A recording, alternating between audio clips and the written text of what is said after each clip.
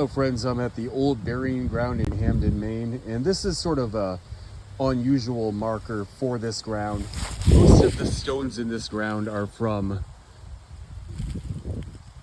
the very early 1800s or the 1700s, and they're from locals, but this is the grave of two British soldiers, and they died in the War of 1812 at the Battle of Hampden.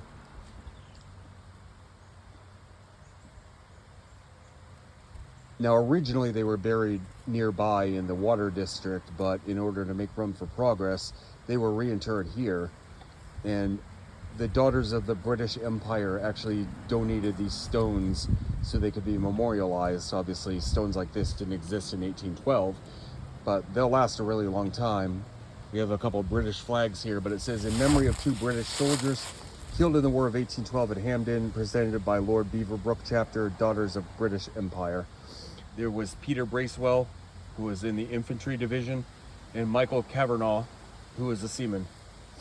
And they're buried right here in this corner as you first walk in to Old Burying Ground.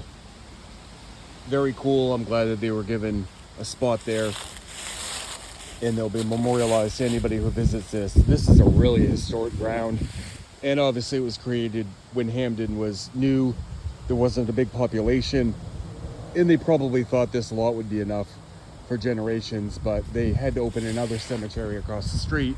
You can't quite see it from here, but it's huge. It's called Locust Grove. A little bit younger of a cemetery than this one, but most of the folks that are interred in Hampden are in Locust Grove. But I thought this was pretty neat. This is the 244th anniversary of the surrender of General Cornwallis to General George Washington at Yorktown, Virginia. The Revolutionary War ended 2 years after that, and then of course the War of 1812 happened just about 20 years later.